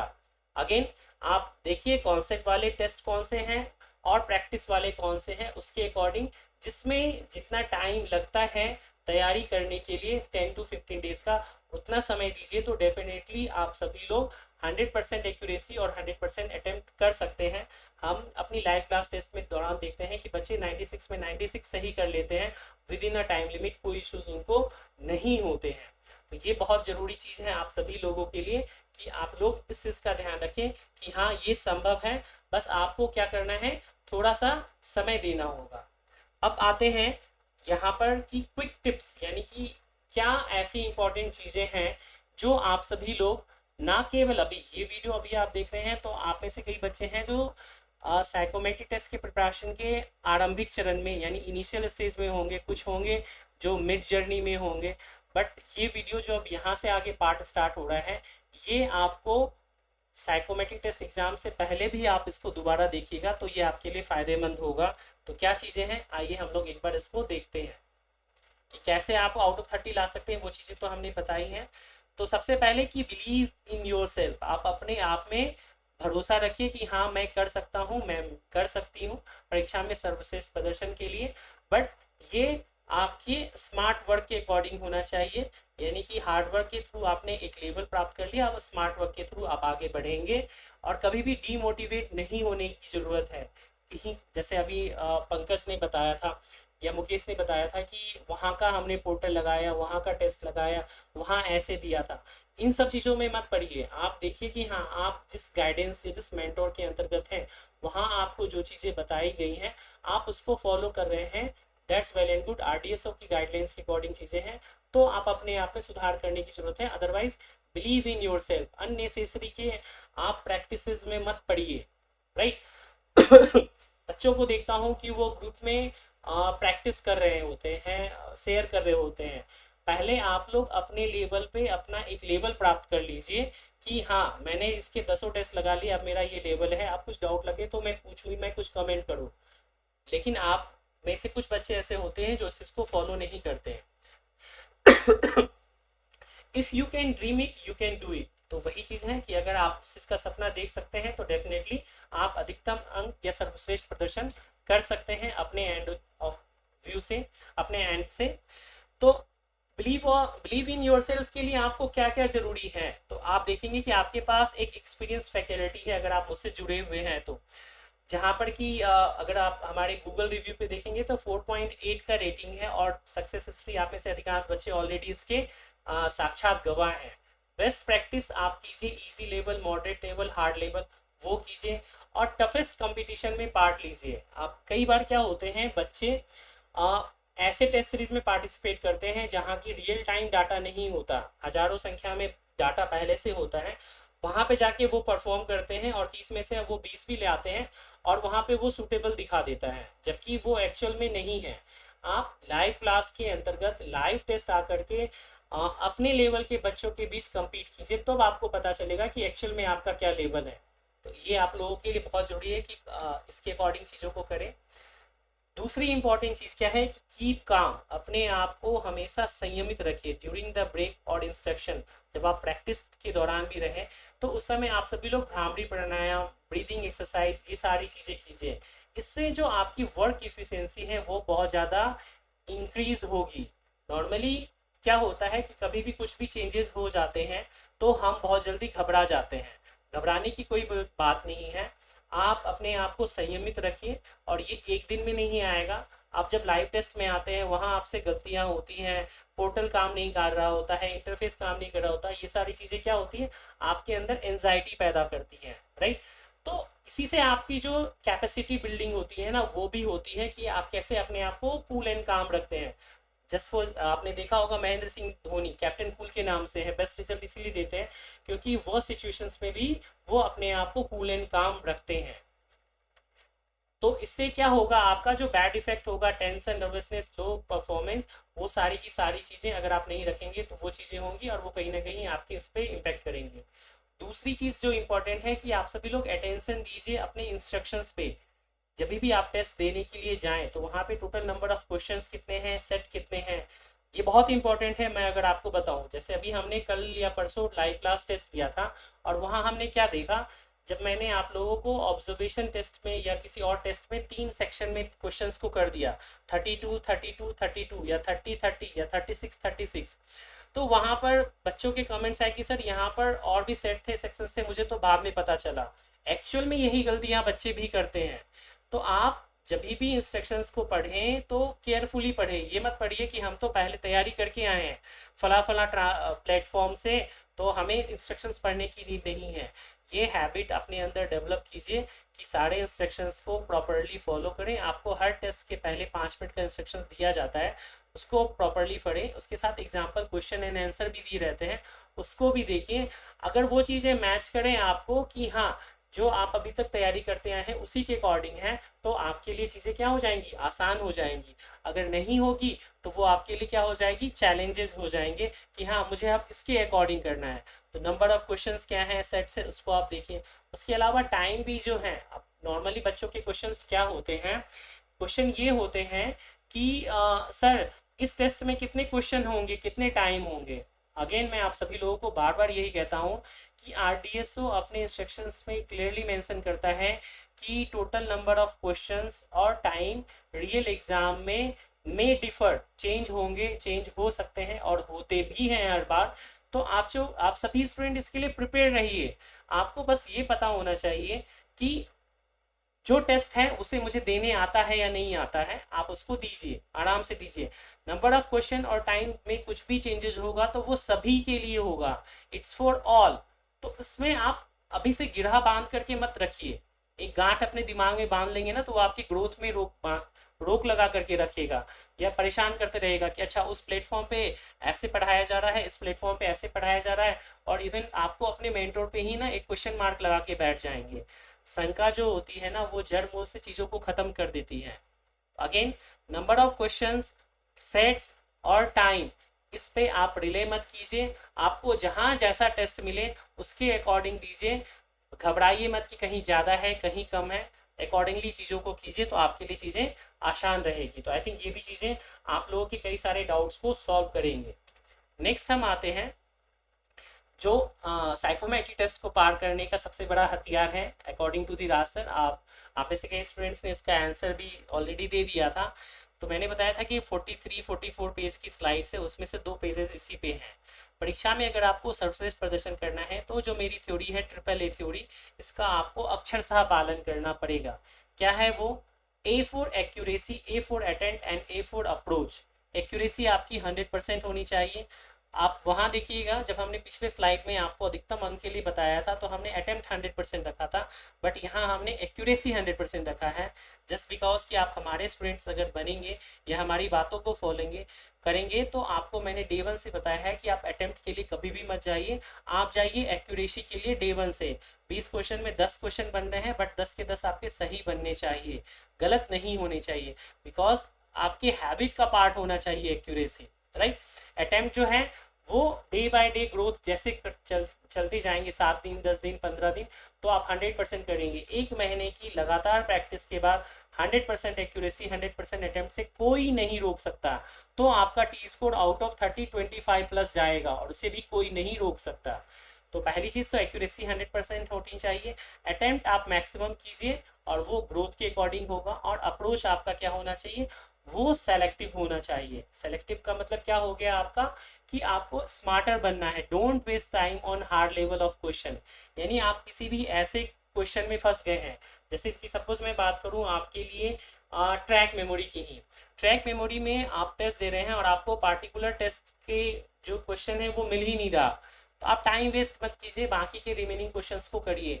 एग्जाम का जो इंटरफेस होता है वो सबसे आसान होता है, बस आपको माउस का यूज़ करना आना चाहिए। और उसके लिए आप सभी लोगों के लिए, पेड अनपेड सभी के लिए, test.crackpsycho.com पे फ्री डेमो कोर्स अवेलेबल है 7 डेज का, जहां पर कि आप फ्री में टेस्ट जा करके इंटरफेस रियल एग्जाम का देख सकते हैं, राइट। तो आपको don't waste time on hard level of question, selective approach रखिए। और आप हार्ड लेवल के क्वेश्चन करेंगे तो आपको कोई एक्स्ट्रा नंबर नहीं मिलने वाले, ना आपके टी स्कोर में इजाफा होने वाला है। आपको हर क्वेश्चंस के जो वैल्यूज़ हैं या जो मार्क्स हैं वो एक रैशनल है, सभी का बराबर है, किसी में कोई अंतर ज़्यादा नहीं है। तो आप चूज़ कीजिए पहले आसान प्रश्नों को, समय बचे तो कठिन प्रश्नों की और जाइए। और अगर आपके पास कॉन्सेप्ट और ट्रिक्स क्लियर होंगे तो आप डेफिनेटली इसका फ़ायदा उठा सकते हैं कि आप कठिन से कठिन टेस्ट में भी आप कम समय में अधिकतम उत्तर को कर सकते हैं। नेक्स्ट मैं बता रहा हूँ आपको, बी इन प्रेजेंट, यानी कि आप हमेशा वर्तमान में रहिए। आपने 5 तरह की टेस्ट बैटरी है और पहला टेस्ट बैटरी आपका खराब चला गया, किसी भी स्टूडेंट का उसका कोई एक पार्ट खराब चला गया, तो उसके लिए वरी होने की ज़रूरत नहीं है, क्योंकि आपको नहीं मालूम है कि बाकी एग्ज़ाम देने वाले बच्चे, जैसे मैंने बताया है कि अगर 100% बच्चे हैं तो एक्चुअल तैयारी करने वाले बच्चों की संख्या जो होती है, एक्चुअल कंपटीशन जो होता है वो 20 to 30% के बीच में होता है। बाकी रिमेनिंग स्टूडेंट जो होते हैं 50%, वो तो एक तरह से नवशिखुए की तरह वहाँ पे जाते हैं, टेस्ट सीरीज लगाया सस्ते के चक्कर में चले गए, या कई सारे ऐसे भी स्टूडेंट होते हैं जो ओवर कॉन्फिडेंट होते हैं कि हम खुद से कर लेंगे। अब सोचिए CBT 1 CBT 2 कई सालों के वेट करने के बाद तो एक एग्ज़ाम आते हैं गवर्नमेंट, और वहाँ पर भी वो खुद में चाहते हैं कि मैं खुद में कर लूँ, और ऐसे कई सारे बच्चों के उदाहरण मेरे पास होते हैं जो ओवर कॉन्फिडेंट के चक्कर में चले जाते हैं। ये तो तेज विद्यार्थी हो गए, और लो कॉन्फिडेंट कौन हो गए, जो कि कमज़ोर विद्यार्थी हैं। बट अगर आप एक अच्छे गाइडेंस, अच्छी प्रैक्टिस, अच्छे माहौल में तैयारी करेंगे तो आपके लिए चीज़ें आसान हो जाएंगी। तो अगर आपका कोई टेस्ट खराब हो गया है तो उसके लिए परेशान मत होइए, आप आगे के जो टेस्ट होते हैं उसमें आप अपना बेस्ट देने का प्रयास करिए। अगेन यहाँ पर आपका जो है coolness, calmness, breathing exercise, optimistic approach, या जो लाइव टेस्ट के दौरान आपने जो स्ट्रगल्स किया है वो सारी चीज़ें देखेंगे तो वो आपके लिए बहुत फ़ायदेमंद होती है। नेक्स्ट अगर हम बात करें तो एडवर्स सिचुएशन, अगर मान के चलिए RDSO ने कोई गेम प्लान ही चेंज कर दिया, जैसे मैंने आपको बताया वो हर बार कुछ ना कुछ ऐसा करता है, तो डेफिनेटली आप लोग के एग्जाम में भी कुछ ना कुछ चेंजेस होंगे। चाहे आप मुझसे पढ़ें या किसी भी XYZ प्लेटफॉर्म से पढ़ें, आप चेंजेस के लिए या एडवर्स सिचुएशन के लिए या वर्स सिचुएशंस के लिए प्रिपेयर रहिए, क्योंकि ये एडवर्स या वर्स सिचुएशन केवल आपके लिए नहीं है, वो सभी के लिए है। तो अगर कोई भी चेंज हो, डिफ़िकल्टी लेवल चेंज हो, मान के चलिए कोई नया टॉपिक ही इंट्रोड्यूस हो जाए, तो वो सभी के लिए है। Don't worry at all. ठीक, आप अपने कूलनेस, कामनेस और वही AAA थ्योरी को फॉलो कीजिए, तो आप आराम से उस टेस्ट को, T स्कोर को क्वालिफाई कर लेंगे। राइट, तुक्का मारने के चक्कर में मत रहिए। तुक्का मारेंगे तो जरूरी नहीं है कि आप गलत हो, वहाँ पे 0% से लेकर के 100% तक का प्रोबेबिलिटी होता है, और 99% 0% की प्रोबेबिलिटी होती है। नेक्स्ट अगर हम बात करें, जो मैं आप लोगों को डे 1 से बताता हूँ कि क्या आपको मालूम है कि जो आप टेस्ट बैटरी लगा रहे हैं, अगर 5 तरह की टेस्ट बैटरी है और उसमें भी मैं हॉट 5 टॉपिक्स की बात करूँ, लेटेस्ट पैटर्न, तो क्या आपने अपने स्ट्रेंथ और वीकनेस पे ध्यान दिया है? नहीं दिया है तो आज से देना स्टार्ट कर दीजिए कि क्या आपके स्ट्रेंथ पॉइंट है, कौन से आपके वीकनेस पॉइंट है। अगर जब मैंने व्हाट्सएप ग्रुप पे आप लोगों से आप लोगों का राय लिया था कि किसमें आपका स्ट्रेंथ है और किसमें आपका स्ट्रांग है, वीक है, तो आप में से अधिकांश बच्चों के जो ट्रैक मेमोरी है उसमें आप लोग जो है, या मेमोरी टेस्ट में आप लोगों का वो स्ट्रांग पॉइंट था। इवन ऑक्टागोनल भी आपका था स्ट्रांग, और आई थिंक आज के डेट में आप लोगों का वॉच टेस्ट भी स्ट्रांग हो गया होगा। एक बार चैट बॉक्स में बता दीजिए, क्या watch test according to the RDSO contest concept strong हुआ है या नहीं हुआ है, यानी स्ट्रेंथ का पार्ट है या वीकनेस का, प्लीज। तो मैं देख रहा हूँ मैसेज शिवानी के, कृष्णा दीक्षित के, शिवानी भगत के, चंचल के, शुभम के, तो जितने भी स्टूडेंट हैं उन सभी लोगों का स्ट्रांग हो गया है। ब्रिक टेस्ट भी इसी तरह से।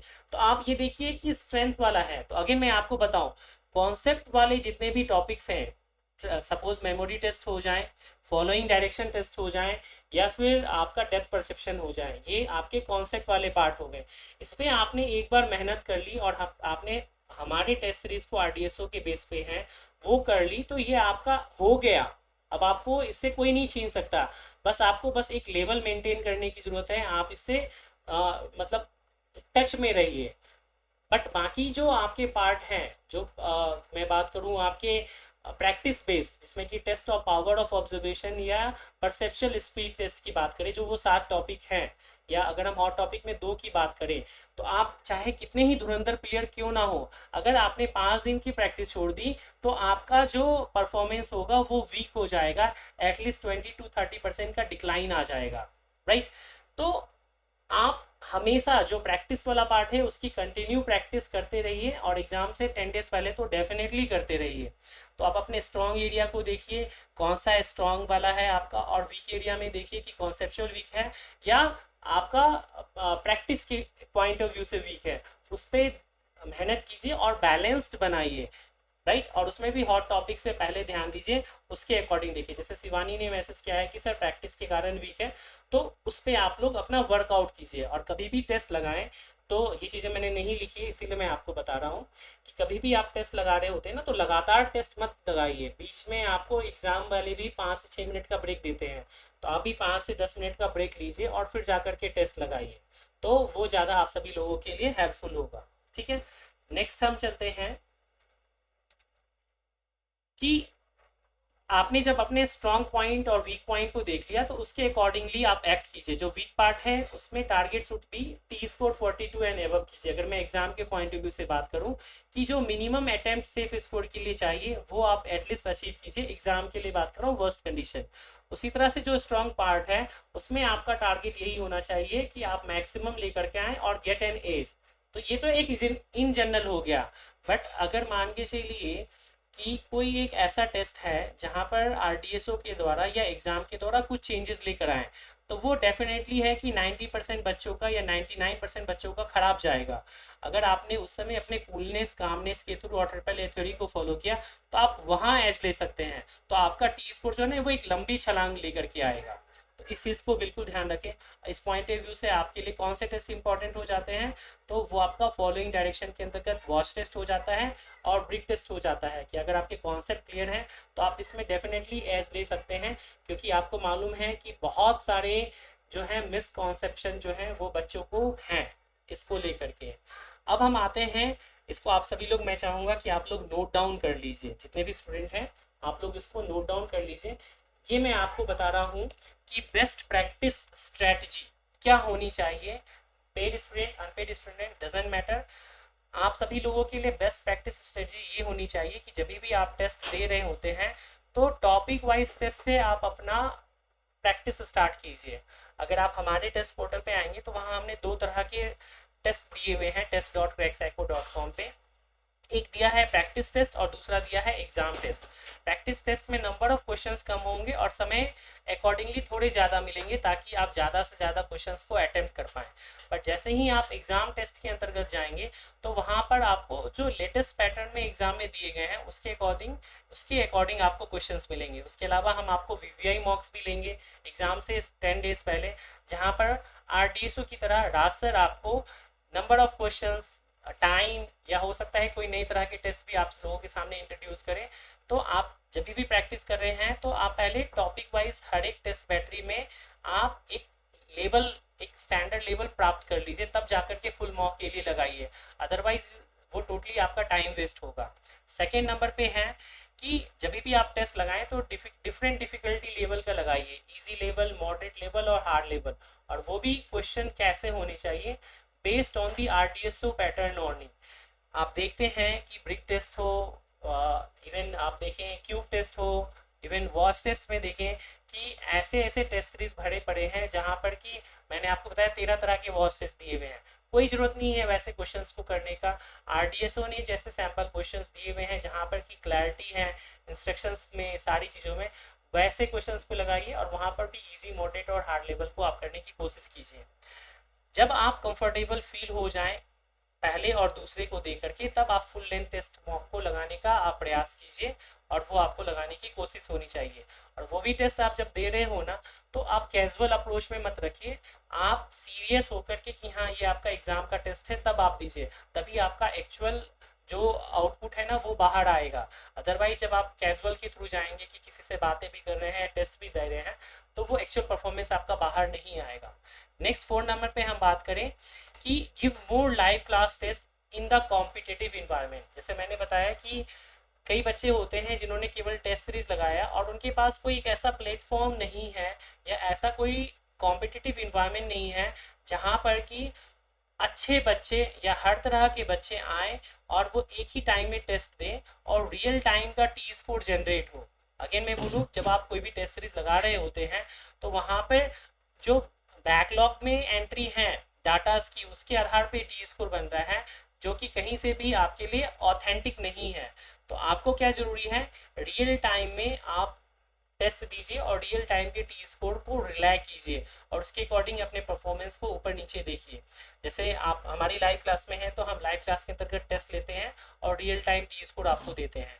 साथ ही साथ understand the T score pattern analysis. आप देखेंगे कि आपने किसी पार्टिकुलर टेस्ट में कम अटेम्प्ट किए फिर भी आपका टी स्कोर 42 एंड एबव है।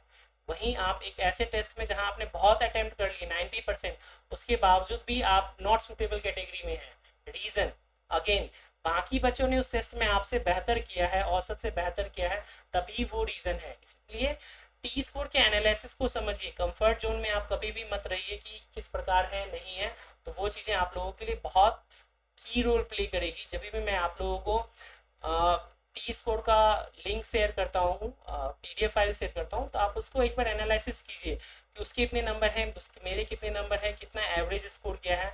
तो उससे आप लोगों को काफ़ी फ़ायदा मिलेगा कि टेस्ट और उसके डिफ़िकल्टी लेवल को समझने में भी, तो आपको बहुत इससे सुविधा होगी।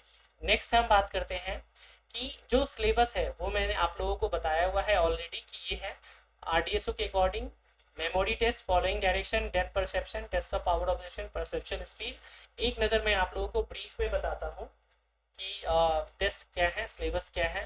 5 तरह के हैं जो मैंने इनिशियली आपको बताया था।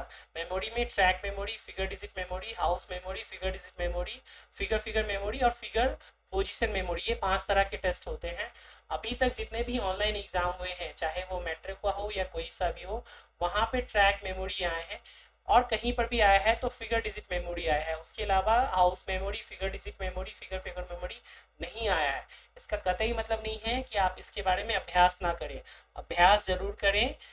इसकी क्लास मैंने अभी नहीं ली है, हम आगे आगे दिनों में लेंगे, लेकिन जो आपके लिए हॉट टॉपिक है उसको आप डेफिनेटली अच्छे तरीके से कर ले, जिससे कि आपको कोई दिक्कत नहीं हो। वहीं अगर हम दूसरे टेस्ट की बात करें कि जो दूसरा टेस्ट आपका है वो कौन सा है, तो एक नज़र उसको देखते हैं। फॉलोइंग डायरेक्शन में watch test and table test है। एग्जाम में जो अभी लेटेस्ट आया है वो वॉच टेस्ट आया है, तो वॉच टेस्ट टेबल टेस्ट दोनों आप उसको आपको करने हैं। उसी तरह से डेप्थ परसेप्शन है, brick test, hidden cube test है, दोनों की प्रैक्टिस कीजिए। लेकिन ज़्यादा तवज्जो आप ब्रिक टेस्ट को दीजिए और उसमें भी आप आरडीएसओ के पैटर्न के आधार पर क्वेश्चन को कीजिए। पावर ऑफ ऑब्जर्वेशन में यस नो, फाइंड 6, फाइंड 9 और पिक्चर प्लेसमेंट। तो जो 4th नंबर का टेस्ट है पिक्चर प्लेसमेंट, ये आपके लिए हॉट टॉपिक है, आप इसकी तैयारी अच्छे से कीजिए। बाकी रिमेनिंग टेस्ट बहुत ही इजी लेवल के हैं, बस आपको एक प्रैक्टिस मेंटेन करने की जरूरत है। 5वां टेस्ट है परसेप्चुअल स्पीड। इसमें आपको ऑक्टागोनल, सर्कल और पिक्चर मैचिंग है।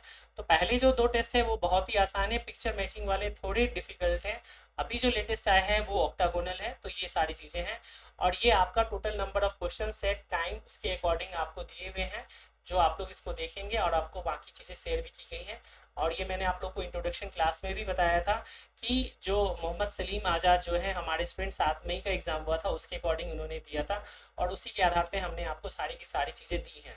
तो टिल नाउ हमारे पास चाहे वो गुजरात मेट्रो हो, बैंगलोर मेट्रो हो, यूपी मेट्रो हो, कोई सा भी हो, सभी में बहुत अच्छा शानदार रिजल्ट रहा है। तो आप सभी बच्चे भी जो नहीं जुड़े हैं अचीवर्स बैच को ज्वाइन कीजिए, जो कि गारंटी ऑफ सक्सेस है। अब यहीं से जो है हम आप लोगों से आ, आगे आने वाले FAQ सेशन है उसके लिए भी बात करेंगे। डिस्क्रिप्शन में लिंक्स आपको मिल जाएंगे, जो भी लिंक से आप जुड़ना चाहते हैं वो। तो बिफोर सेइंग थैंक यू, मैं यहाँ पर आप लोगों से एक चीज़ जो है वो लेना चाहूँगा कि अभी तक जो चीज़ें मैंने आप लोगों को बताई है उसके अकॉर्डिंग आपको क्या लगा, चीज़ें जो चीज़ें मैंने आपको बताई उसको एक छोटा सा रिव्यू दे दीजिए, फिर हम FAQ सेशन को लेते हैं। तो मैं आप लोगों से पहले रिव्यू लूँगा, आउट ऑफ 5 आप क्या देना चाहेंगे। देन इसके बाद हम नेक्स्ट लेंगे आपके FAQ को, फ्रिक्वेंटली आस्क क्वेश्चन को। तो अभी मत दीजिएगा, जब मैं बोलूँ तभी आप दीजिएगा। जस्ट वेट अ मिनट, हाँ 1 मिनट रुक जाइएगा।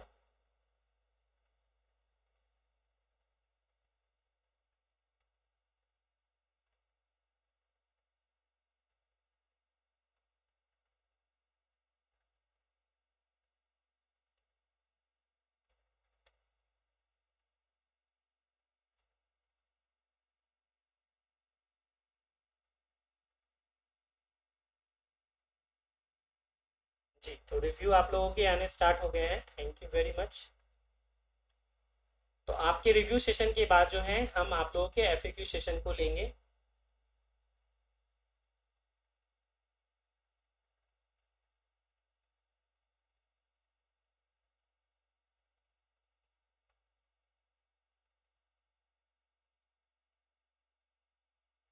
तो जैसे आप सभी लोग रिव्यू देख सकते हैं, 5 आउट ऑफ 5, 4.99, 4.5, यानी 4 से अधिक जो है बच्चों ने अपने रिव्यूज़ को दिए हैं। ऐसे कोई स्टूडेंट जो कि अनपेड है, पेड स्टूडेंट हैं, उनके रिव्यू समझ में आते हैं।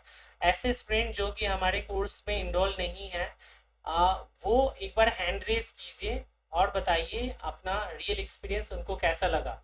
कोई ऐसे स्टूडेंट हैं तो चैट बॉक्स में बताइए। रविशंकर कह रहे हैं सर इसकी बहुत ज़्यादा ज़रूरत थी सर, थैंक यू रविशंकर। कोई भी ऐसे स्टूडेंट हैं जो कि अनपेड अगर हैं तो एक बार हैंड रेज कीजिए या चैट बॉक्स में बताइए, फिर मैं आपको मौका दूंगा, फिर आप बताइएगा कि हाँ आपको कैसा रहा सेशन। देन आफ्टर मैं अपने पेड स्टूडेंट से पूछूंगा और देन आफ्टर हम एफएक्यू सेशन को लेंगे। जी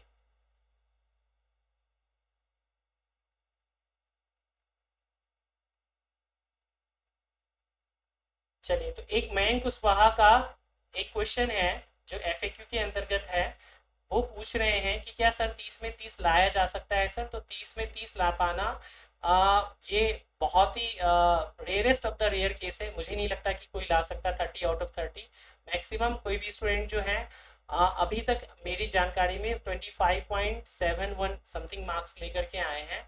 तो 30 में से आप 25, 26, 27 अगर बहुत अच्छा परफॉर्म करेगा, ये सारी चीज़ें अगेन उसी फैक्टर पे काम करेगी कि बाकी बच्चों ने कैसा परफॉर्म किया है। अगर मान के चलिए 100 में से 90 बच्चों ने बिलो एवरेज परफॉर्म किया है, 5 बच्चों ने एवरेज से ऊपर परफॉर्म किया है और 2-3 बच्चों ने आउटस्टैंडिंग परफॉर्म किया है, तो उनका टी स्कोर 27 तक पहुंच सकता है, कोई इसमें बुरी बात नहीं है।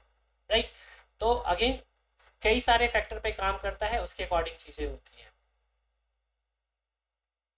तो एक एफएक्यू जो था वो मैंने लिया है, उसके अलावा और कोई प्रश्न है आपके, या वैसे स्टूडेंट जो अपना एक्सपीरियंस शेयर करना चाहते हैं वो। एक क्वेश्चन आ रहा है एफएक्यू के अंतर्गत, आपकी स्क्रीन पे भी विजिबल है सर, स्पीड कैसे बढ़ाई जा सकती है टेस्ट में? तो प्रेम, जैसे मैंने आप सभी लोगों को बताया कि टेस्ट को हम दो पार्ट में डिवाइड करते हैं। कौन से दो पार्ट में? एक कॉन्सेप्ट बेस्ड टेस्ट और दूसरा हमारा हो गया प्रैक्टिस बेस्ड टेस्ट।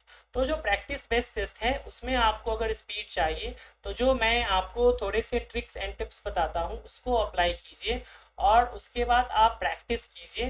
तो 10 डेज से 15 डेज के अंदर आप 100% अटेम्प्ट की स्थिति में रहेंगे और एक्यूरेसी चूंकि आप डे 1 से सिक्योर कर रहे होंगे तो 99 to 100% आपका रहेगा। तो पंकज का क्लियर हो गया होगा। रविशंकर का क्वेश्चन है कि सर मार्क्स तो टोटल अटेम्प्ट पे बनेगा ना? बिल्कुल, आपके जितने भी सही रहेंगे उसके अकॉर्डिंग आपका बनेगा। अगर मान के चलिए कि आपने हर एक टेस्ट बैटरी में, suppose total number of questions की हम बात करें तो मैक्सिमम क्वेश्चंस कितने होंगे? अगर हम आज के डेट में बात करें तो 24 क्वेश्चन आपके ट्रैक मेमोरी के हो गए, 20 क्वेश्चन आपके वॉच टेस्ट के हो गए, 44 आप लोग भी ऐड करते जाइए। तीसरे नंबर पे 50 क्वेश्चन हो गए तो कितने हो गए? 94। उसके बाद आप चले जाइए तो आपको 60 क्वेश्चन हो गए ऑब्जर्वेशन टेस्ट के, तो कितने हो गए? 154। और उसके बाद आप जोड़ लीजिए 96 क्वेश्चन आपके हो गए ऑक्टागोनल के, तो उसको आप जोड़ लीजिए। तो टोटल कितने हो गए? 154 और 96, 54, 100, टोटल 250 क्वेश्चन हो गए। 154, 60, 90, हाँ 250 हो गए। तो 250 क्वेश्चन अगर आपने 100% एक्यूरेसी के साथ कर लिया है तो ये गारंटेड है कि आपका टी स्कोर मोर देन 25 होगा, कोई नहीं रोक सकता। क्यों? रीजन इसके पीछे यही है कि मैंने आपको बताया कि 20 to 30% जो स्टूडेंट्स होते हैं वो सीरियस होते हैं, 50% स्टूडेंट नॉन सीरियस कैटेगरी के होते हैं, जो केवल वो कहते हैं ना सस्ता रोए बार बार, महंगा रोए बार एक बार, वो वाली स्थिति होती है, वो सिचुएशंस होते हैं। राइट, तो वो हो गया। निर्मल कह रहे हैं कि हेलो सर यूट्यूब पर भी कुछ वीडियो डालिए। यूट्यूब पे हमने मेमोरी टेस्ट के वीडियो डाले हुए हैं, साथ ही टेबल टेस्ट, वॉच टेस्ट के वीडियोस डाले हुए हैं, साथ ही हमने ब्रिक टेस्ट के डाले हुए हैं। तो बाकी डाले हुए मेरे पास समय कम पड़ जाता है, लाइव क्लास इन सब चीज़ों में बिजी रहते हैं, इसीलिए मेरे वीडियोस यूट्यूब पे कम रहते हैं। मैं अपना 100% जो है वो पेड कोर्स में बच्चों को देता हूँ। ये मेरी एक लिमिटेशन होती है। बाकी मैं कोशिश करूँगा कि हर एक टॉपिक के कुछ ना कुछ वीडियोस डालूँ। प्रेम का क्वेश्चन है कि सर एक और बात, ऑफलाइन में स्पीड अच्छी आ रही है, टाइम के अंदर कर लेता हूँ, बट लैपटॉप पर आधे में कर पाता हूँ। अगेन मैंने यही बोला ना आप लोगों को कि बच्चों की जो प्रैक्टिस का लेवल होता है वो क्या होता है, वो ऐसी जगह प्रैक्टिस कर रहे होते हैं जो इरिलीवेंट होते हैं एग्जाम के पॉइंट ऑफ व्यू से। आपको कंप्यूटर पे प्रैक्टिस करना पड़ेगा। आपके पास कंप्यूटर नहीं है तो आप साइबर कैफे जाइए, वहां पर जाकर या कहीं से भी अरेंज कीजिए और कंप्यूटर पे और रियल एग्जाम इंटरफेस पे जाकर के प्रैक्टिस कीजिए, क्योंकि माउस का बहुत बड़ा रोल प्ले करता है। वहां पर रोलर काम नहीं करेंगे, आपको ड्रैग करना पड़ेगा पॉइंटर के through, left right horizontal vertical, और वहाँ एडजस्टमेंट भी करने पड़ेंगे। जैसे आप लोगों को टेस्ट 5 में फिगर मैचिंग टेस्ट में एडजस्ट करना पड़ता है। कई बच्चे बोलते हैं सर नहीं दिख रहा, हम बोलते हैं आप एडजस्ट कीजिए दिख जाएगा, तो दिख जाता है। तो वो चीज़ है। तो आप ऑफलाइन की प्रैक्टिस मत कीजिए, आपका टेस्ट ऑनलाइन होगा। ऑनलाइन जुड़िए, ऑनलाइन लाइव क्लास में आइए, टेस्ट दीजिए, उसकी प्रैक्टिस कीजिए, एक दिन जरूर बढ़ेगा। नेक्स्ट क्वेश्चन है, सर ज़्यादा कौन सा विषय का पूछे जाते हैं। वैभव आपका क्वेश्चन क्लियर नहीं हुआ। वैभव मिस्त्री कह रहे हैं कि सर ज़्यादा कौन सा विषय का पूछा जाता है। तो जो हॉट टॉपिक्स है वो मैंने ऑलरेडी बताया हुआ है, वीडियो यूट्यूब पे अपलोड होगा तो वहां देख लीजिएगा। मुकेश का क्वेश्चन है कि ब्रिक टेस्ट का इंटरफेस का प्रॉब्लम जल्दी सॉल्व हो जाएगा, राइट। फ्रेम का क्वेश्चन है सर हाउस बिल्डिंग में कैसे होगा ये समझ में नहीं आ रहा, बाकी ट्रैक तो अच्छे से कर लेता हूँ। तो हाउस बिल्डिंग अभी मैंने नहीं कराया है, तो थोड़ा इंतजार कीजिए। आप सभी लोग ट्रैक और फिगर डिजिट में भी बहुत नर्वस थे, नहीं होता था। आज के डेट में आप 100% एक्यूरेसी 100% अटेम्प्ट कर रहे हैं। एप्लीकेशन एरर और जो ब्रिक टेस्ट का है वो सॉर्ट आउट हो जाएगा। Shekhar and Krishna. Anyone else, आप लोगों के साइकोमेट्री टेस्ट से रिलेटेड और कोई डाउट है तो उसको पूछिए।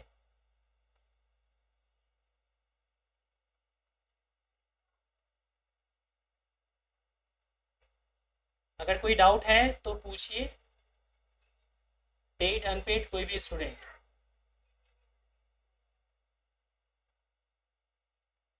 आई थिंक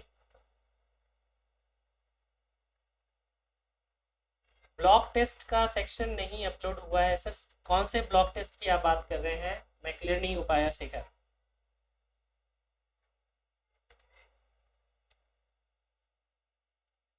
अपने इस क्वेश्चन को, क्यूब टेस्ट तो अपलोडेड है शेखर, आप जाकर के चेक कीजिए, सारे टेस्ट अपलोडेड है test.crackpsycho.com पे।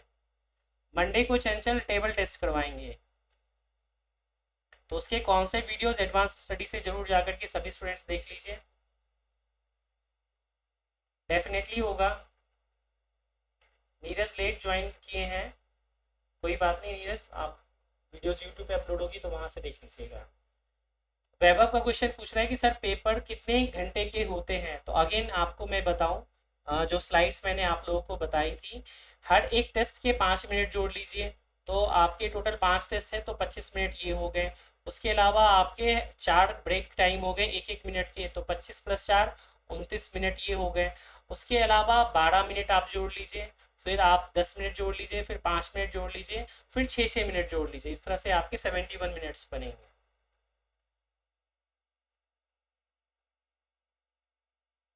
हाँ, जैसे एक क्वेश्चन पूछा जा रहा है कि सर क्या एग्जाम के बीच में बायोमेट्रिक के लिए या साइन वगैरह के लिए आते हैं, तो वो आते हैं, वो डिस्टर्ब भी करेंगे आपको। आपको अपना पेशेंस बना करके रखना है, और जो रेस्ट टाइम हो उस समय आप लोग ये काम करवाइए।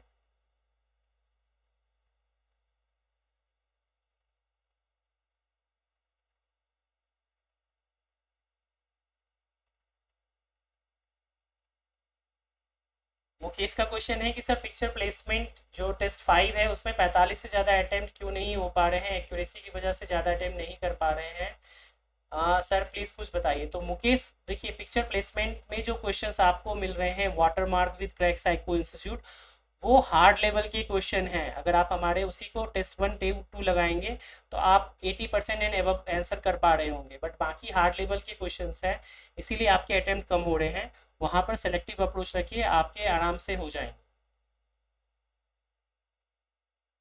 यस, चंचल का कहना है कि सर वो बहुत डिस्टर्ब करते हैं वो लोग, उनका भी अपना काम होता है इतने सारे बच्चों के बीच में। तो आप उनको रिक्वेस्ट कीजिए कि सर ब्रेक टाइम होगा, फिर आप मुझसे बायोमेट्रिक रहेगा, इन बिटवीन टेस्ट नहीं कीजिए। आप रिक्वेस्ट कर सकते हैं, आप डायरेक्टली मना भी कर सकते हैं, बट आपका जो टोन होना चाहिए वो पोलाइट होना चाहिए। सभी स्टूडेंट्स के लिए बताऊँ तो आई थिंक मैंने आप लोगों के क्वेश्चंस एंड आंसर्स को लिया है। अब एनीवन कोई भी आकर के सामने जो आज की सेशन रहा उसमें आप अपना कुछ एक्सपीरियंस शेयर करना चाहते हैं तो मैं आपको अलाउ करता हूँ, अनम्यूट। प्लीज़ आइए और बताइए। यस कृष्णा, जैसा test.crackpsycho.com इंटरफेस है वैसा ही आपको रियल एग्जाम में भी मिलेगा। जी, तो मैंने आप लोगों को अनम्यूट किया है, बताइए। कोई भी स्टूडेंट जो आकर के अपना एक्सपीरियंस शेयर करना चाहते हैं, आज की क्लास कैसी लगी, please, you are most welcome.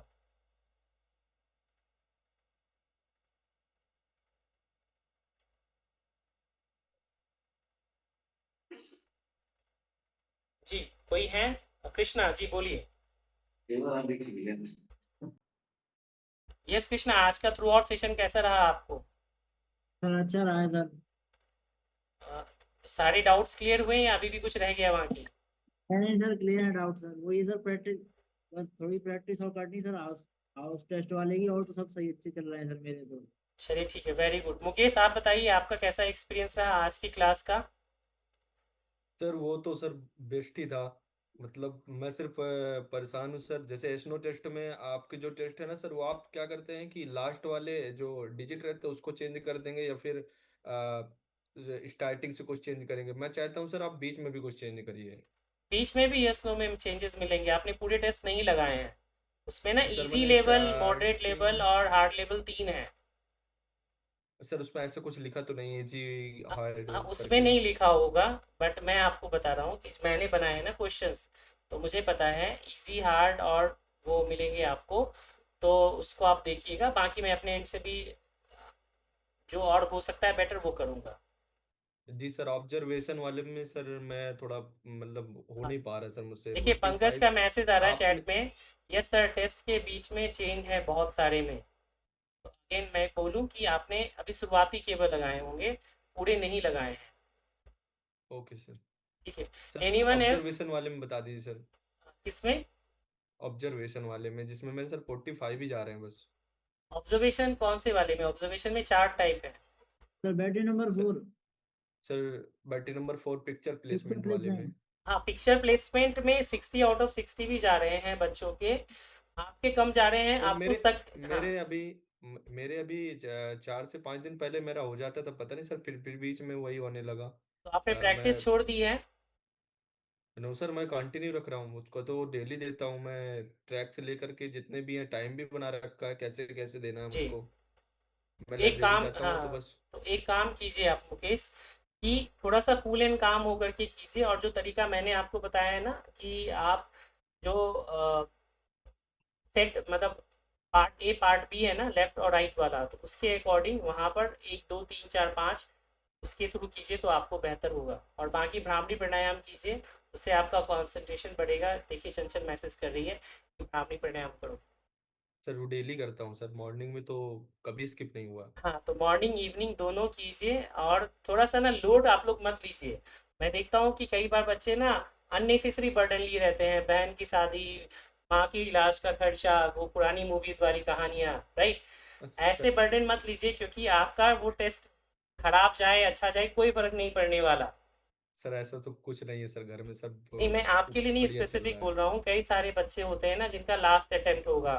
कई सारे बच्चे होंगे जो इनके मन में बहुत सारे प्रश्न हो रहे होंगे कि नहीं हुआ तो क्या होगा। तो मैं कह रहा हूँ कि आप प्रेजेंट में जिए, आप सभी स्टूडेंट, और उसके अकॉर्डिंग कीजिए। ठीक है? Okay sir. सर ट्राई करता हूँ मैं। Okay, thank you very much. Okay sir, thank you. Anyone, girls में कोई है जो आकर के कुछ बताना चाहती है? नहीं तो फिर हम क्लास को एंड करें। चल कह रही सर बहन की शादी की टेंशन तो होती है। एनीवंस, कोई भी फीमेल स्टूडेंट या कोई अनपेड स्टूडेंट है जो आज पहली बार जुड़े हो, वो कुछ कहना चाहते हो? हाँ सर। जी, नाम बताइए।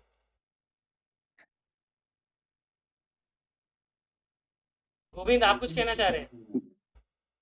हाँ सर, जी गोविंद, बताइए। बोल रहे हैं सर कि ये थे बैटरी नंबर 5 में सर जो फिगर मैचिंग है उसमें स्क्रॉल करने पड़ता है तब आता है ऑप्शन।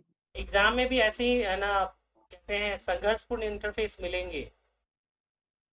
सर तो पहले स्क्रॉल नहीं होता, स्क्रॉल नहीं करने पड़ता था तो ये थे फुल में फुल लग जाता था और अब तो अटेम्प्ट नहीं हो रहा, 45 अटेम्प्ट हो रहा है, 45 50 जाते जाते हो जा आप रहे हैं। बिल्कुल आप प्रैक्टिस कीजिए, अभ्यास कीजिए, वो अटेम्प्ट भी बढ़ेंगे। एग्जाम में भी वैसा ही इंटरफेस मिलेगा जहां आपको अलाइन करना पड़ेगा क्वेश्चंस को और ऑप्शंस को।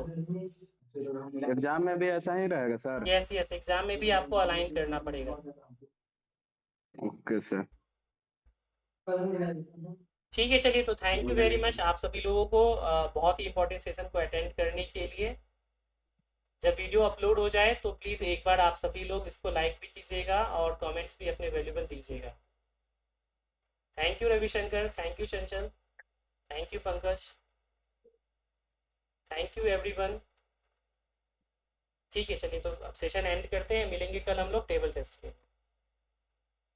Okay, thank you everyone.